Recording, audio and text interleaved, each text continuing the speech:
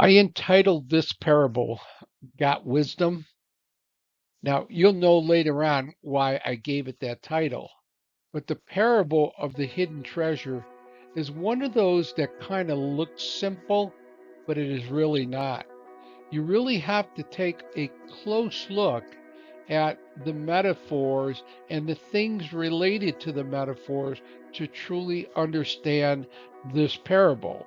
It's only one verse, but it's one verse that's got a whole lot of meat in it. So let's read that verse and then we'll get started with our study. The kingdom of heaven is like a treasure hidden in the field, which a man found and hid. And from joy over it, he goes and sells all he has and buys that field. Kind of interesting that once he has the treasure, he would bury it and have to sell it and buy this field. But you'll understand as we study this particular parable why the person would do that. We're going to start building our understanding. The first thing we're going to do is we're going to take a couple of words that Jesus showed us in other Matthew 13 parables we studied and see if we can apply them here. Now, the word that was stated for field, Jesus explained in Matthew 13:38, actually meant the world. So you'll notice in red, I'm taking the parable we're looking at of the hidden treasure, and I'm starting to change the words again like I normally do. In two places in red, I changed the word field to world, so it stands out a little bit more. We know that was changed. Also, he said a man who was sowing. Now, here it says a man. He's not sowing. Do I know if that's talking about Jesus? Well, I want to validate that to see if it would fit the context. If it doesn't fit the context, there's a problem. In other words, if Jesus can't be that man, I have to explain how it might be referring to somebody else. Now, what I do notice within the context of this passage of the hidden treasure, he's not sowing the man. He found something and hid it. So it's not talking about a sower. Then who is it talking about? Well, I've learned in other verses, in some cases, Jesus does not fit the context. For example, in Matthew 12:10 and Luke 11:24, it talks about a demon-possessed man. That can't be Jesus. In Matthew 22:11, it talks about a man not dressed in wedding clothes who is removed from the wedding banquet and cast into the lake of fire or cast into hell. So that man did not qualify. There were other cases, Mark 12:1, Luke 6:48. There are other cases where Jesus just doesn't fit the context. So what do I do here? The solution is to follow rule number one in interpretation. Just stay literal with it. It's talking about a person. It's talking about a man or a woman. What is the hidden treasure? Where is the hidden treasure?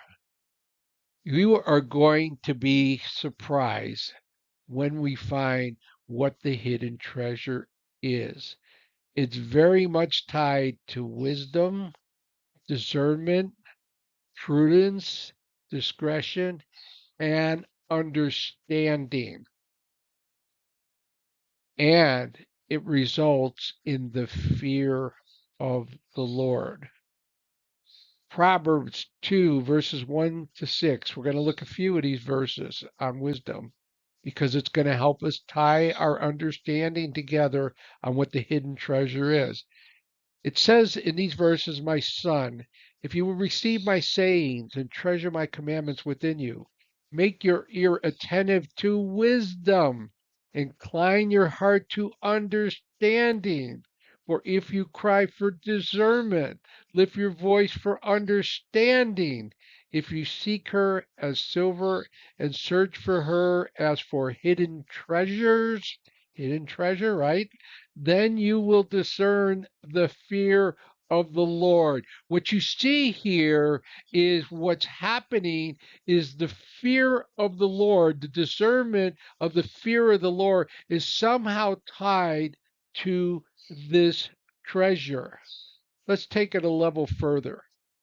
Proverbs 8:10 to 13a. Take my instruction and not silver, and knowledge rather than the choicest gold. You noticed I put the truth here next to knowledge. 11, verse 11 says, for wisdom is better than jewels. Wisdom again. And all desirable things cannot compare to her. I, wisdom is speaking here, dwell with prudence, and I find knowledge and discretion. And here it is again. The fear of the Lord is to hate evil. Let's be talking about evil times for Proverbs 8 to even say that. But let's go one more verse and then we will talk about what the treasure is. And to man he said, behold, the fear of the Lord, that is wisdom, and to depart from evil is understanding. So what we're basically seeing here, that through wisdom, the hidden treasure is revealed. Wisdom is what is buried in the hidden field, and a person finds it through discernment and understanding. So, therefore, the result of what he or she learns is to fear the Lord and hate evil. That's his treasure of wisdom. It's the fear of the Lord. In other words, a person in this world finds that he needs to fear the Lord. Now that we recognize that wisdom is behind the fear of the Lord, is there anything else that wisdom brings? Well, there's a word in the parable, joy. Psalm 51, verse 6b through 8a says, thou wilt make me know wisdom. Purify me with hyssop, and I shall be clean. Wash me, and I shall be whiter than snow. Make me to hear joy and gladness. So from wisdom comes the cleansing from sin. From that wisdom and the cleansing of sin, we have joy. So what else does wisdom bring? It brings us happiness. It brings us joy. So now let me go on building our paraphrase. And I want you to see what we have so far. And then we're going to ask a question. Matthew 13:44, submitting my paraphrase interpretation. This is what I come up based with all the symbolisms and what we've learned from other scriptures. The kingdom of heaven is like the wisdom of the fear of the Lord that is hidden in this world, which a person discerned and understood and hid, and from the joy over the fear of the Lord, he goes and he sells all that he has and buys that world. Now, why would somebody understand that the hidden treasure is the fear of the Lord?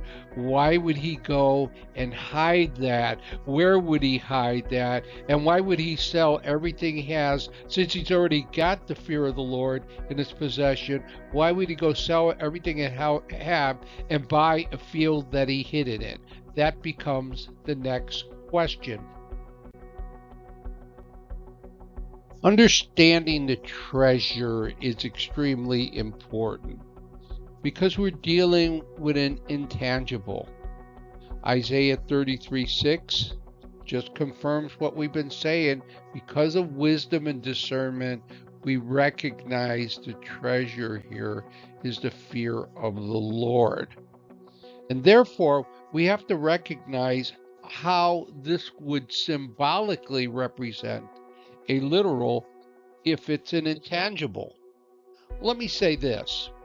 In ancient times, if we just take in consideration the treasure, how would people have saved their wealth? It was too dangerous to carry it with them. They would normally go ahead and find a place to bury it. They wouldn't go looking for banks. There probably really weren't any back then. They wouldn't trust a lot of other people with their wealth. No, the best thing was to go and hide it where you could protect it. Now, generally, they would hide it in a field. Maybe they would look for some sort of marking in the field where they could go ahead and say, oh, I could see where I can remember where I'm burying this because of this marking. Well, robbers weren't so stupid either. They would look for markings too and sometimes get lucky and find a treasure. But generally, a person would want to know where he was burying his treasure. So he would bury it in soil. Now, again, this calls for sharp awareness. This is a technique that's used by the ancient.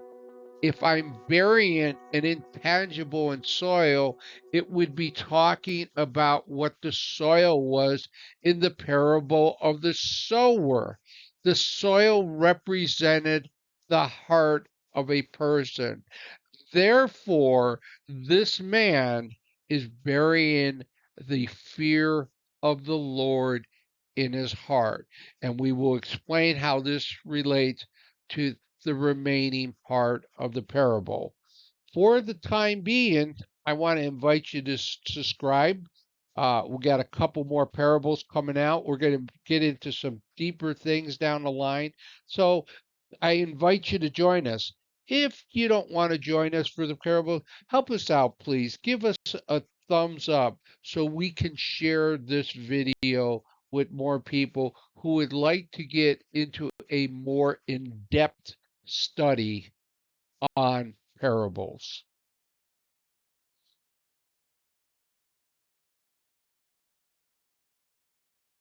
I'm scratching my head a little bit over here, my bald head, and I'm asking myself, why does a man go and sell all he has to acquire a treasure that he hid in a different field? Well, at least I think it's a different field. I mean, let's be logical about it. If you found a treasure in a certain field, would you bury that treasure in the same field? Probably not. Would the owner be willing to sell that field if he knew the treasure was there? Of course not. So he obviously has to bury it in a different field because right now this field is still owned by Satan. Jesus has the legal rights to it. He won them at the cross. But here's the thing. Satan is still actively in control of this world, and this world continues to go on with the wickedness it has had since the fall. So Jesus is claiming this world now because he's going to bring it into restoration. The Bible calls that the world or the age to come. Now, we learn from Proverbs, the fear of the Lord is what the treasure is. So Proverbs 8:13 says the fear of the Lord is to hate evil. If you hate evil, you hate the world that you're living in. I'm not talking about hating other people. I'm talking about you hate Satan's world. We want to reach other people so we can get them out of this world and move them into the world to come. Now, let's talk a little bit about a certain story that happened in the Gospel of Matthew. Jesus gets approached from this rich young ruler. He owns a lot of property. And this man asks Jesus, he says, what must I do to have eternal life? And Jesus says, well, what does the law say? And he starts reciting some of the 10 Commandments. And He said, these things I have done. Then Jesus says, yeah, but you're lacking one little thing. And this is what he tells him he lacks. If you want to be complete, go and sell. Remember, go and sell is part of the parable that we're looking at. Those words are there. Go and sell your possessions and give to the poor, and you shall have treasure. Another word that is in this parable. In what world? In heaven. It's in a different place. And come and follow me.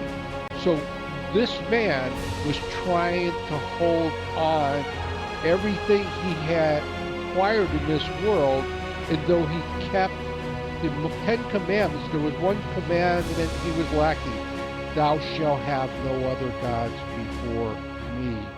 In Matthew 6:21, for where your treasure is, there will your heart be also. Treasure, where the fear of the Lord is, well, there your heart will be also. Well, wait a second. If my heart is going to be in the fear of the Lord, then my treasure is not of this world. I found the treasure in this world, but that's not its rightful place. Proverbs 23:23 says, buy the truth. Do not sell it. Get wisdom and instructions and understanding. Remember, wisdom, understanding, these are words that led us to the respect or the fear of the Lord. And we are not to sell it because it is truth.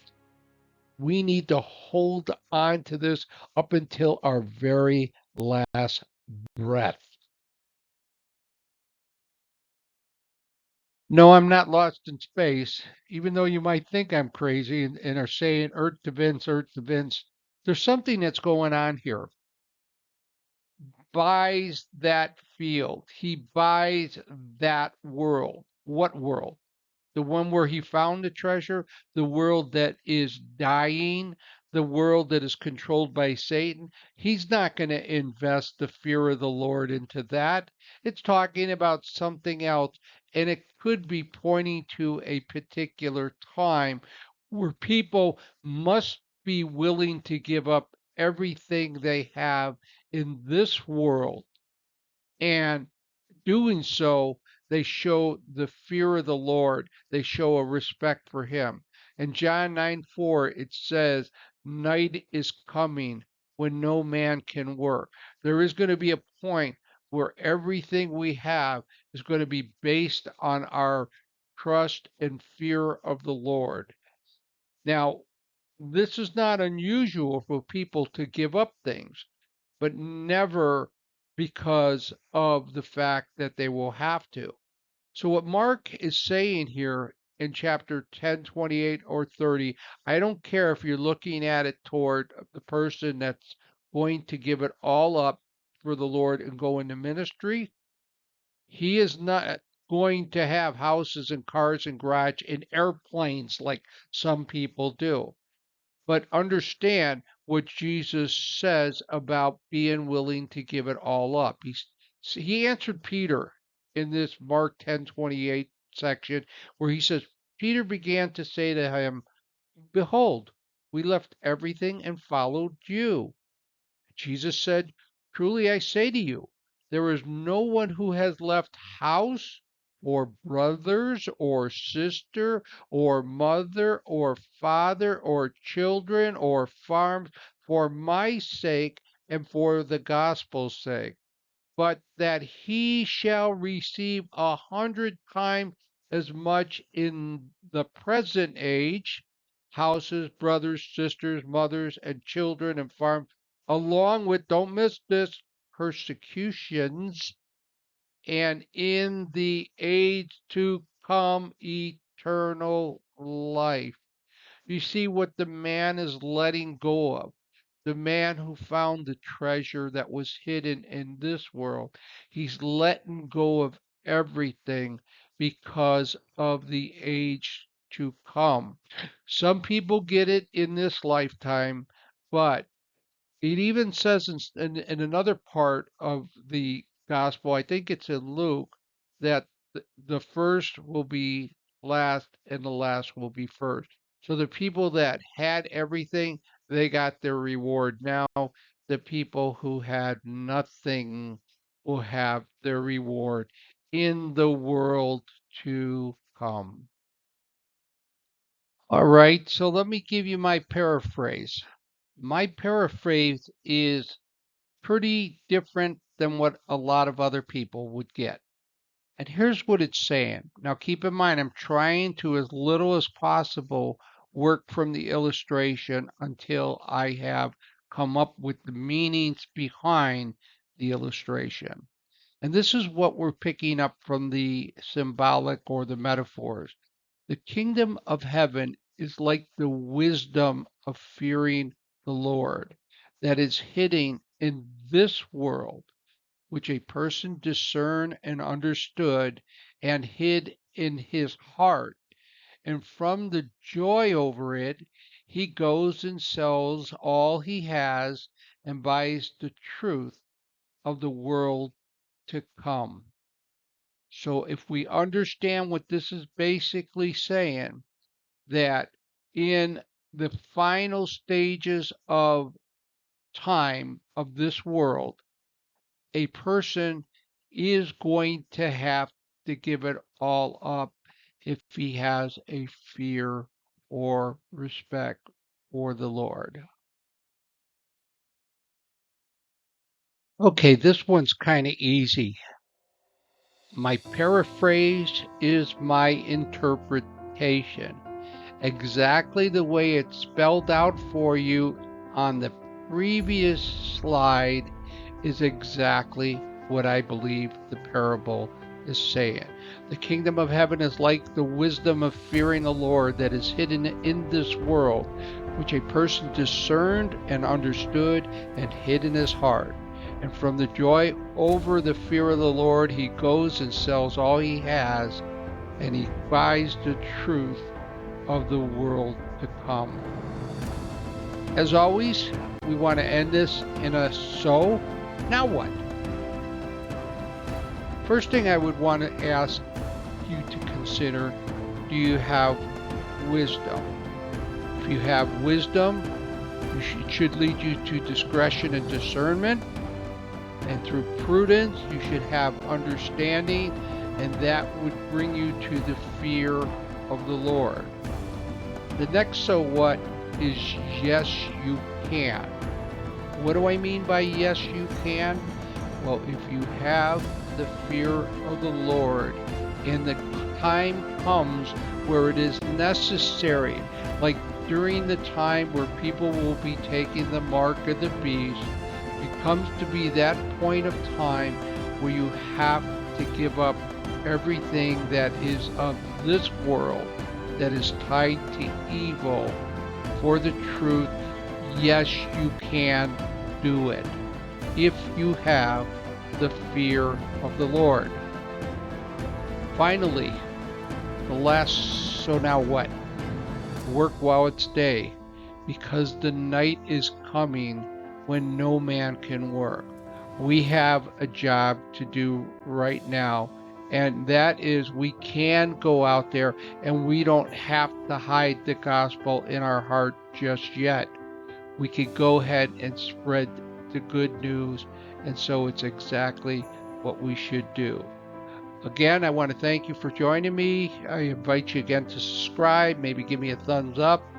Consider maybe making a comment or possibly even sharing this video with somebody else. My name is Vince. God bless you all, and thank you again for joining me.